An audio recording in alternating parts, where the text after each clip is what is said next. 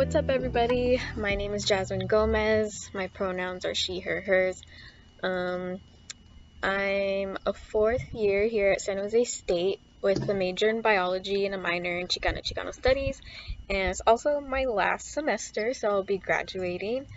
So my journey to SJSU was definitely a little rocky in a sense to where it wasn't my first choice because I didn't really know much about the school. I just knew that I wanted to go to a state school. And right after high school, I decided to go to community college first.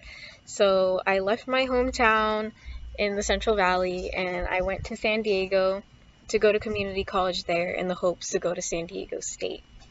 But after my few years at community college, I had realized that San Diego State wasn't necessarily a place I wanted to go anymore, and I wanted a change of scenery and something different. So I applied to San Jose State after learning about it in a Chicano Studies course, due to like the Cesar Chavez arch and like the history that it holds. So I thought that maybe it might be a good fit for me because I knew they had a Chicano Studies department, so I figured why not try it out. So I applied and I got in, fortunately.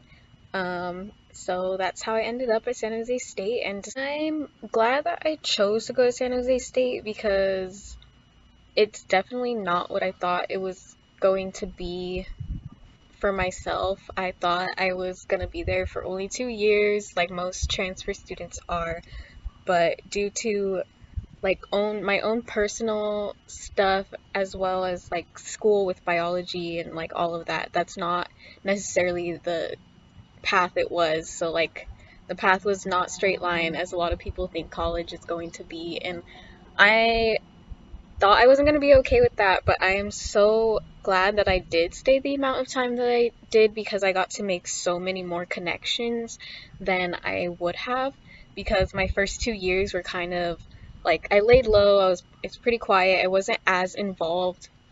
I started to get involved my second semester of San Jose State, but even then, like I didn't know too much about the different resource centers that they had on campus, and the Centro wasn't even a thing yet. So once the Centro came about, that helped push me a lot to get more involved in the different centers on campus as well as different orgs on campus. So because of that, I was able to hold a lot of different leadership positions and be involved with the Solidarity Network, which the Centro is involved in as well. And I got a job at the Cesar Chavez Center. So because the Centro opened up that one spring semester, I was able to build a community, and not just a community within the Centro, but a bigger community outside of the Centro as well, within like the different Solidarity Network, as well as just the community itself. When I transferred to SJSU, I definitely knew that I wanted to study Chicano Studies. Then it was called Mexican American Studies when I had transferred.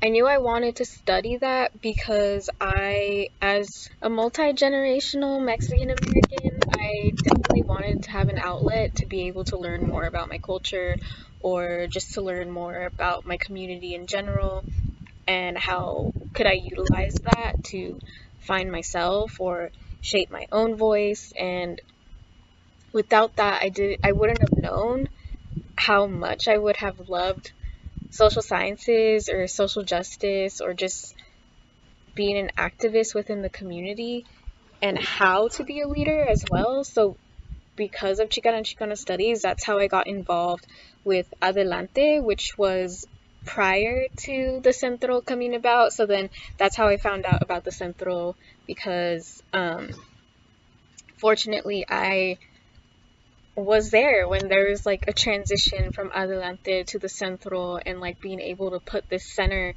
physically into the student union and having a physical space where we could all meet each other and become friends and have a study place, a place to eat lunch, and like all of that. So that's how I found out about the Centro and how I got involved. Definitely, it was still that same want of a community that brought me to the Centro. Because when it first opened, I was a little nervous and I wasn't sure how I was gonna feel being in that space, especially as a non-Spanish speaking person. And I like a person who doesn't necessarily feel super connected to their culture. But I'm glad I walked in that Friday afternoon at the Centro because there's not a lot of people there, and I just talked to the student success leaders then, so they told me what the Centro was all about, and they really made me feel welcome. So I started going there on a weekly basis, and now it's kind of like my second home, and I'm there a lot. I know a lot of people from the Centro and have been able to build greater connections. Because of the Centro, I was able to meet people who were very like-minded, and even faculty who were there for me and who encouraged me to continue building my community.